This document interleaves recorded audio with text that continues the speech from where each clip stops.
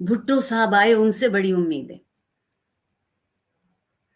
गरीब आदमी ने सोचा कि मैं तो मारा गया, अब मेरी जिंदगी में गुलाब खिल जाएंगे।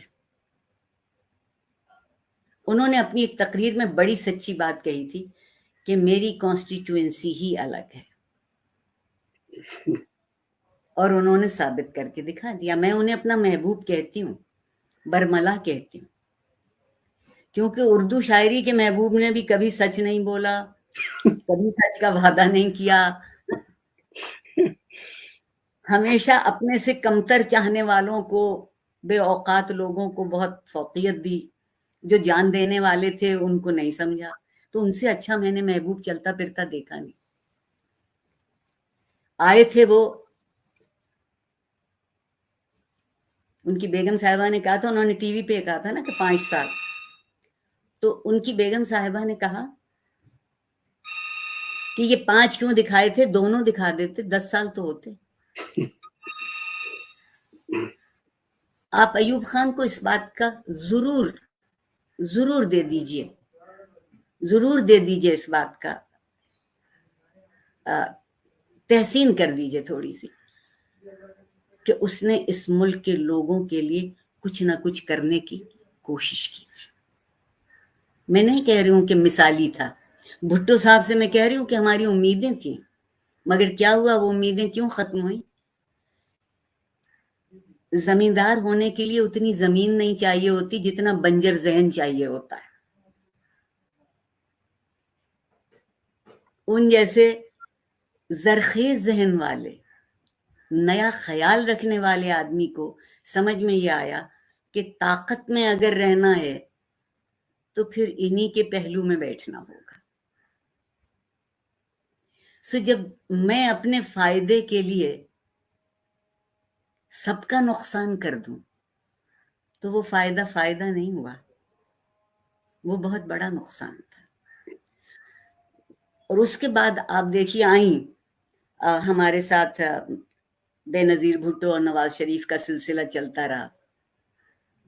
हम में से बहुत से लोग हैं जिन्होंने, हम पंजाबी में जिसे अड्डी शटापू कहते हैं, अंग्रेजी में जिसे हॉप स्कॉच कहते हैं, तो वो दोनों यही खेलते रहे कि अब मेरी बारी खत्म हो गई, अब तुम आ जाओ, अब तुम्हारी बारी खत्म हो गई, अब मैं। बारियां भुगताने से सियासत का अमल पूरा नहीं होता। मुझसे किसी ने पूछा था कि जी सियासत की तारीफ क्या है, आप किसे सियासत कहती हैं? पहली बात ये कह दूं कि मैं, ना मुझे सियासत आती है, ना मैं सियासत जानना चाहती हूँ, लेकिन मेरे ख्याल में सियासत का फर्ज ये है कि जिस वक्त वो सियासत हो, उस वक्त की जरूरत को, उस वक्त के चैलेंज को, उस वक्त की लोगों की सलाहियत को पहचाने और फिर उनको एक जगह तंजीम से लाके खड़ा कर सके। ये सियासत है। हमारे यहाँ सियासत ये है कि मन तुरा हाजी बगोयम, तू मुरा मुल्ला बगो, कि मैं तुम्हें हाजी कहता हूं, तुम मुझे मुल्ला कहो, हम दोनों एक दूसरे का कद बढ़ाते रहे। हुजूर, कदावरी में भूल जाइए। अगर किसी का कद याद रखना है तो अपने बच्चों और नौजवानों का कद याद रखिए, अपने कंधे उनको दे दीजिए कि वो उस पर खड़े होके ऊंचे हो सके। पहली बात तो ये जो मैंने पहले कहा था कि हम तरक्की उसे समझते हैं जो हम खरीद सकते हैं। तालीम के साथ भी यही हुआ। हमने जानबूझकर तालीम को बुनियादी तौर पर 2 खानों में तकसीम कर दिया है। आज भी एक तालीम महकूमों के लिए है और एक तालीम हाकिमों के लिए है।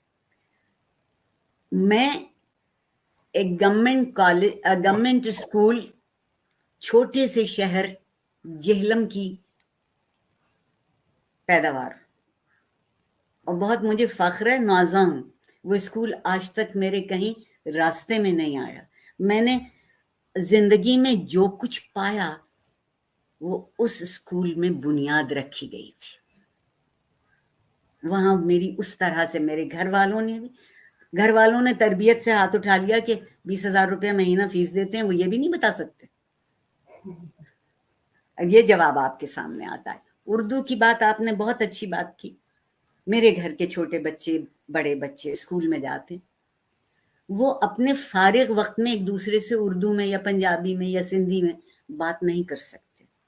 پہلے دن بولتے ہیں تو تنبیہ ہوتی ہے، دوسری دفعہ زیادہ تنبیہ ہوتی ہے، تیسری دفعہ جرمانہ ہوتا ہے، چوتھی دفعہ ماں باپ بلائے جاتے ہیں کہ تم اتنے بے وقوف لوگ ہو کہ تم ان سے انگریزی میں بات نہیں کر سکتے۔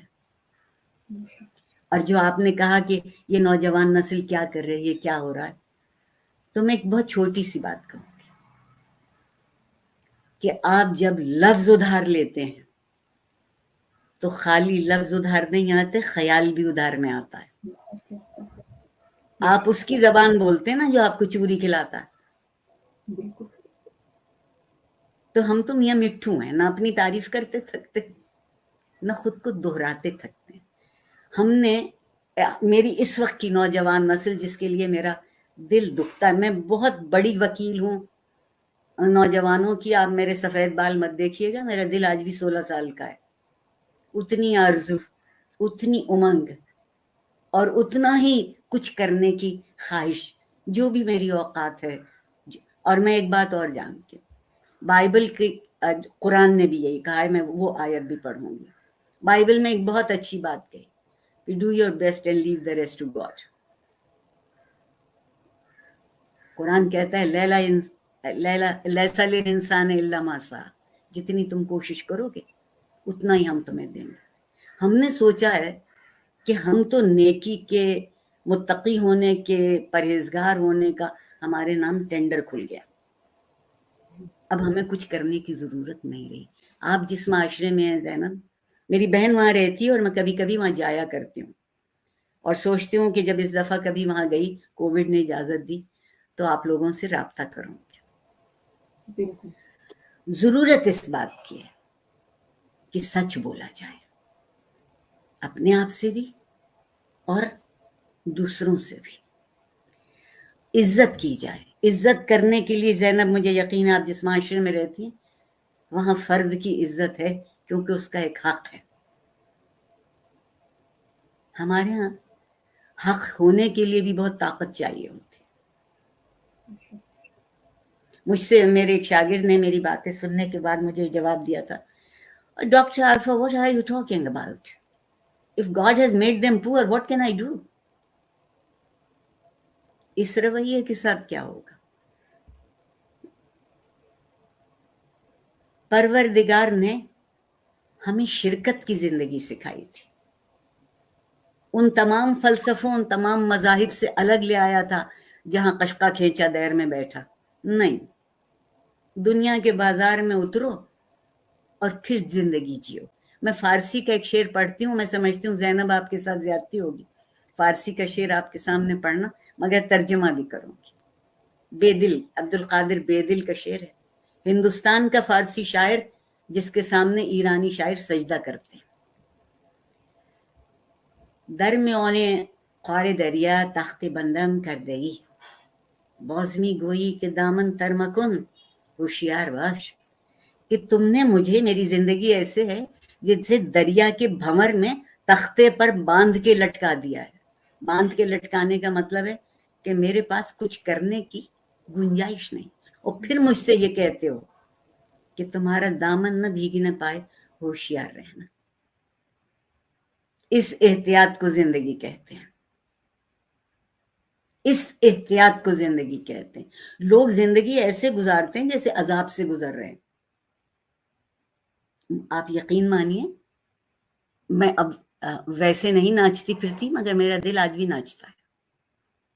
صبح اچھی ہو جائے، چڑیاں چہچہا جائیں، کسی بچے کی کھلکھلا کے ہنسی آپ کے کانوں میں آئے، آپ کی آنکھ کے سامنے، ہم نے زندگی سے معصومیت چھین لی، کاروبار کر لیا زندگی سے۔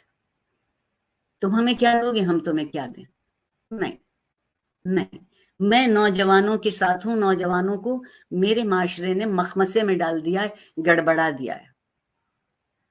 ملا کی طاقت بڑھتی جاتی ہے، وقت کچھ اور کہہ رہا ہے، اور وقت کوئی غلط بات نہیں کہہ رہا۔ قرآن نے وعدہ کیا ہے کہ وقت بدلے گا، اور قرآن نے وعدہ کیا ہے کہ رہتی دنیا تک قرآن ہمارے لیے بالکل اسی طرح سے زندہ ہدایت ہے جیسے کبھی تھا۔